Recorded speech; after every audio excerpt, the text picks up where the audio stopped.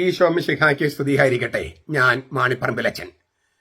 മെത്രാന്മാരിൽ നിന്ന് ഈശോ പ്രതീക്ഷിക്കുന്നത് എന്ത്? പുതിയ നിയമ വചനധ്യാനം ക്ലാസ് 35. 2033 എന്ന മഹാജൂബിലി വർഷത്തെ എതിരേൽക്കാൻ നമ്മുടെ കർത്താവ് ഈശോ മിശിഹ മരിച്ചുത്ഥാനം ചെയ്തിട്ട് 2000 വർഷം തികയുന്ന 2033 ആ മഹാജൂബിലി വർഷത്തെ എതിരേൽക്കാൻ നമ്മളൊരു നവവത്സര ധ്യാനത്തിലാണ്. അതിൽ ചൊവ്വാഴ്ച ദിവസങ്ങളിൽ നമ്മൾ പുതിയ നിയമം, അത് സ്ലീഹന്മാരുടെ നടപടി പുസ്തകമാണ് നമ്മൾ ധ്യാനത്തിന് വിധേയമാക്കുന്നത്. അതിലൊന്നാമത്തെ അധ്യായം 15 മുതലുള്ള വാക്യങ്ങളാണ് നമ്മൾ ധ്യാനിച്ചുകൊണ്ടിരിക്കുന്നത്. ഇന്ന് നമുക്ക് 20ാമത്തെ വാക്യം വായിച്ച് ധ്യാനിക്കാം.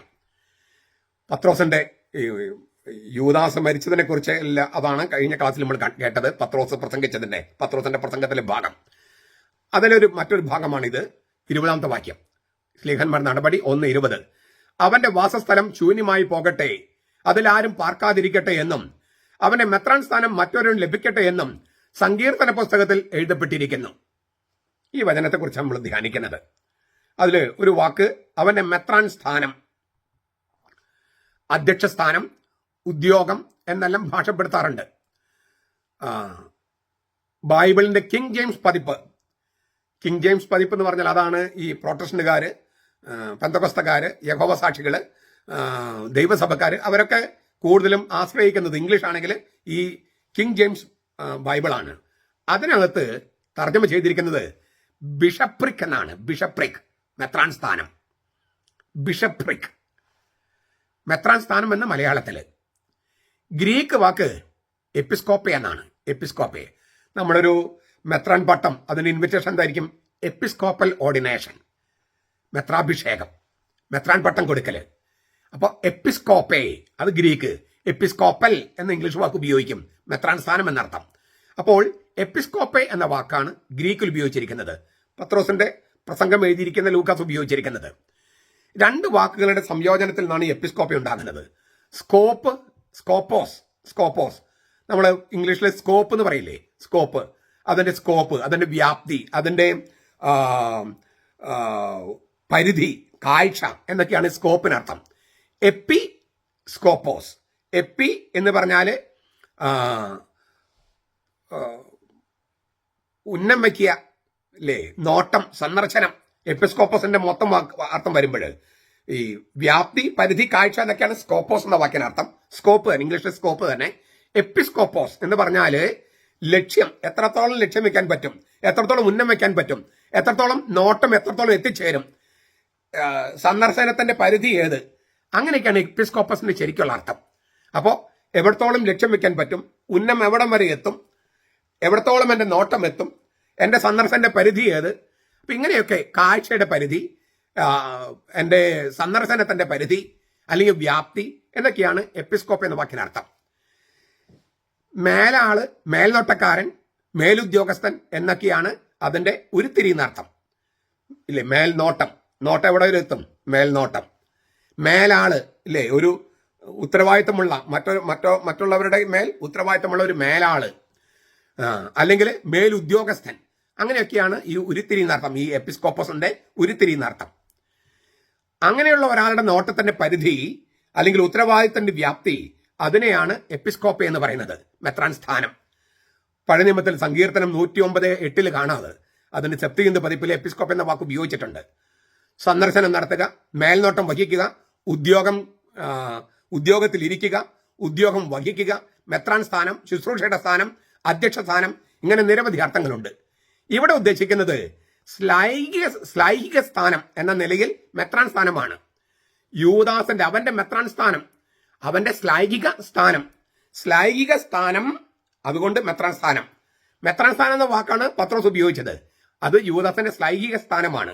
അപ്പോൾ ശ്ലൈഹിക സ്ഥാനം എന്ന മെത്രാൻ സ്ഥാനം, ഇതാണ് പത്രോസ് പറയുന്നത്. ഇത് വളരെ പ്രധാനപ്പെട്ടതാണ്. അപ്പോൾ എപ്പിസ്കോപ്പ് എന്ന വാക്ക് മെത്രാൻ സ്ഥാനം എന്ന അർത്ഥത്തിൽ പൗലോസും ഉപയോഗിച്ചിട്ടുണ്ട്. 1 തിമോത്തി 3:1. ഇതിൽ നിന്നാണ് ശ്ലൈഹിക വിശ്വാസത്തിന്റെ മേൽനോട്ടക്കാരായി മെത്രാന്മാരെ നിയമിക്കുന്ന പതിവ് സഭയിൽ ഉണ്ടായത്. അത് പത്രോസും പൗലോസും തുടങ്ങി വെച്ചതാ, അല്ലാതെ കത്തോലിക് സഭ ഉണ്ടാക്കിയതല്ല. കത്തോലിക് സഭ എന്ന് പറഞ്ഞാൽ അവരൊക്കെ ചേർന്നുള്ള കത്തോലിക്ക സഭ ഉണ്ടാക്കിയെന്ന് പറയാം, പത്രോസും പൗലോസും ഒക്കെ ചേർന്ന്. എന്ന് വെച്ചാൽ ഈശോയുടെ തിരുഗതം തിരിച്ചറിഞ്ഞിട്ടാണ് അവർ ചെയ്തെന്നുള്ളതാണ് എന്റെ കാര്യം. അപ്പോൾ ശ്ലൈഹിക വിശ്വാസത്തിന്റെ മേൽനോട്ടക്കാരായി മെത്രാന്മാരെ നിയമിക്കുന്ന പതിവ് സഭയിൽ ഉടലെടുത്തുവെന്ന് പത്രോസിന്റെ പ്രസംഗത്തിൽ നിന്നും പൗലോസിന്റെ ലേഖനങ്ങളിൽ നിന്നും വ്യക്തമാണ്. അവർ മേൽനോട്ടം വഹിക്കുന്ന ആ മേഖലയെ എപ്പാർക്കി എന്നാണ് പറയുക. എപ്പാർക്കി, നമ്മൾ രൂപത എന്ന വാക്ക് ഉപയോഗിക്കുന്നു. അതേക്കുറിച്ചൊക്കെ ഞാൻ മുമ്പ് പറഞ്ഞിട്ടുണ്ട് ഇല്ലേ. പെരുമ്പെടുപ്പ്, സ്വരൂപം, അങ്ങനെ ആ സ്വരൂപം എന്ന വാക്കിൽ നിന്നാണ് രൂപത വന്നതെന്നൊക്കെ ഞാൻ മുമ്പ് പറഞ്ഞിട്ടുണ്ട്.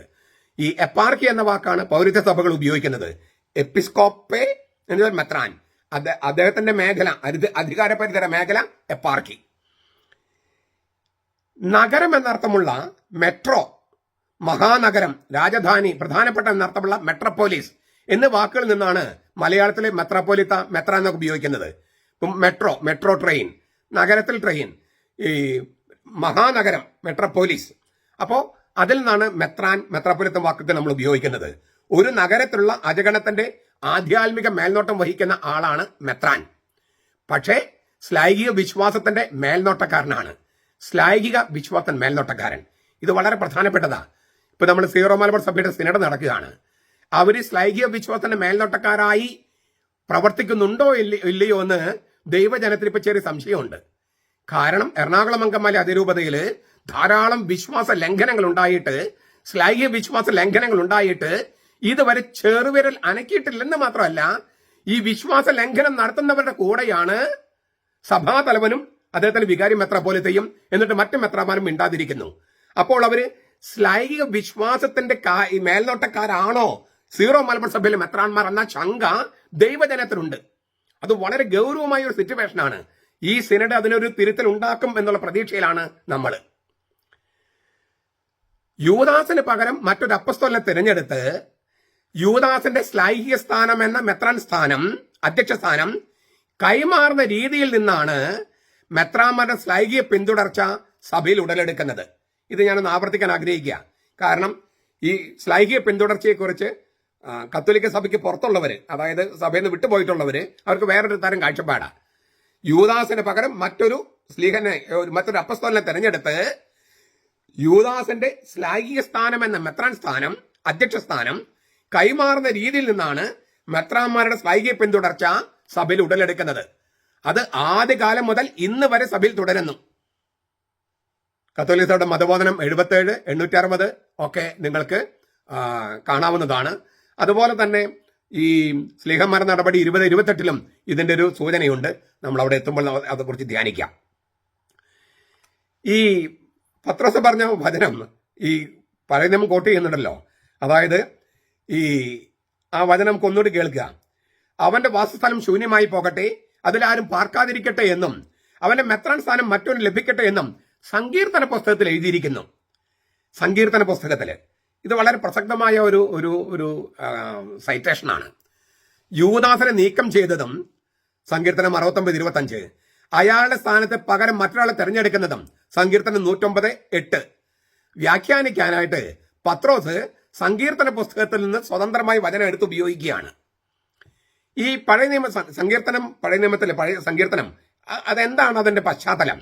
ദൈവത്തിന്റെയും ഇസ്രായേലിന്റെയും ശത്രുക്കൾക്കെതിരെ ശാപവാക്കുകൾ ചൊരിയുന്ന കീർത്തനങ്ങളാണ് 69 സങ്കീർത്തനവും 109 സങ്കീർത്തനവും.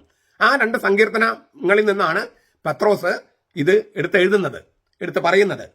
ദൈവത്തിന്റെയും ഇസ്രായേലിനും ശത്രുക്കൾക്കെതിരെ ശാപവാക്കുകൾ ചൊരിയുന്ന 69 സങ്കീർത്തനത്തിൽ നിന്ന് 25 വാക്യം, 109 സങ്കീർത്തനത്തിൽ നിന്ന് 8 വാക്യം. ദുഷ്ടന്മാരുടെ വഞ്ചന കണ്ട് മടുത്ത് വിലപിക്കുകയാണ് രണ്ട് സങ്കീർത്തനങ്ങളിലും നീതിമാൻ. ഞാൻ ആവർത്തിക്കുക, ദുഷ്ടന്മാരുടെ വഞ്ചന കണ്ട് മടുത്ത് ദൈവത്തോട് വിലപിക്കുകയാണ്. ഇന്ന് നമ്മുടെ അവസ്ഥയാണ് ഈ സങ്കീർത്തകന്റെ വിലാപത്തിൽ കാണുന്നത്, നീതിമാന്റെ വിലാപത്തിൽ കാണുന്നത്. സീറോ മലബാർ സഭയില് ദുഷ്ടന്മാരുടെ വഞ്ചന കണ്ട് മടുക്കുകയാണ് നമ്മൾ ദൈവത്തോട് വിലപിക്കുക. ഈ ദുഷ്ടന്മാരുടെ വഞ്ചനയ്ക്ക് അറുതി വരുത്തേണ്ട, നടപടിയെടുക്കേണ്ട സഭാ നേതൃത്വത്തിലുള്ളവര് ചെറുവിരൽ അനക്കുന്നില്ല, മിണ്ടാതിരിക്കുന്നു. അത് കാണുമ്പോൾ നമുക്ക് കൂടുതൽ മടുപ്പ്. അപ്പൊ ദൈവത്തോട് വിലപിക്കുകയാണ്. അങ്ങനെയുള്ള സങ്കീർത്തനങ്ങളാണ് 69-ഉം 109-ഉം. ഈ സങ്കീർത്തനങ്ങളെ മിശിഹാ രാജാവിന്റെ പക്ഷത്ത് നിന്നുകൊണ്ട് വ്യാഖ്യാനിക്കുകയാണ് വിശുദ്ധ പത്രോസ്.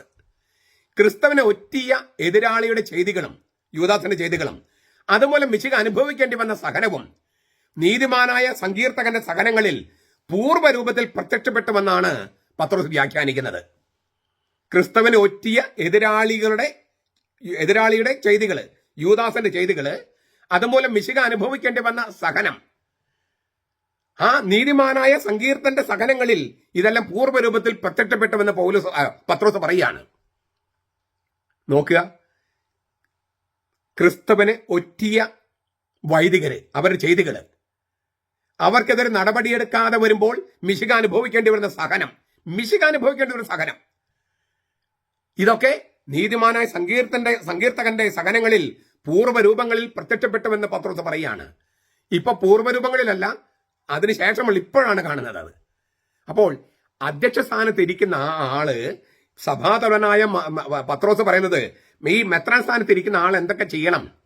സഭയെ ഒറ്റിക്കൊടുക്കാൻ പാടില്ല, യൂദാസിനെ പോലെ. ഇനി ഒറ്റിക്കൊടുക്കുന്നവരുണ്ടെങ്കിൽ അതിന് തടയിടണം, അല്ലെങ്കിൽ മിശിഹ വേദന അനുഭവിക്കേണ്ടി വരും. അപ്പോൾ യൂദാസിന്റെ അധ്യക്ഷ സ്ഥാനം കൈമാറുന്നത്, യൂദാസ് മരിച്ചു പോയി, അത് മറ്റൊരാൾ കൊടുക്കുന്നത് ഈ ഉത്തരവാദിത്തങ്ങൾക്ക് ഓർമ്മപ്പെടുത്തിക്കൊണ്ടാണ്. ഇന്ന് ഇത് നമ്മുടെ സീറമാൽ സഭയിലെ മെത്രന്മാർ പ്രത്യേകിച്ച് മറ്റെല്ലാ മെത്രന്മാർക്കും ബാധകമാണ്. ഈ ആരും വേദനിപ്പിക്കാതെ, ഒരു പ്രശ്നമുണ്ടാകാതെ മുന്നോട്ട് പോകണം എന്ന് വിചാരിക്കുന്നവര് സത്യവിശ്വാസത്തിന്റെയോ ശ്ലൈഹിക വിശ്വാസത്തിന്റെയോ കാവലാളോ മേൽനോട്ടക്കാരനോ മേലധ്യക്ഷനോ അധ്യക്ഷ സ്ഥാനത്ത് ഇരിക്കാൻ യോഗ്യനോ അല്ല. ഞാൻ ആരും കുറ്റപ്പെടുത്താൻ വേണ്ടി പറയല്ല, ഓർമ്മപ്പെടുത്തുകയാണ്. ഈ ഓർമ്മപ്പെടുത്തല് വളരെ പ്രധാനപ്പെട്ടതാണെന്ന് ഞാൻ വിചാരിക്കുന്നു. അതിനാൽ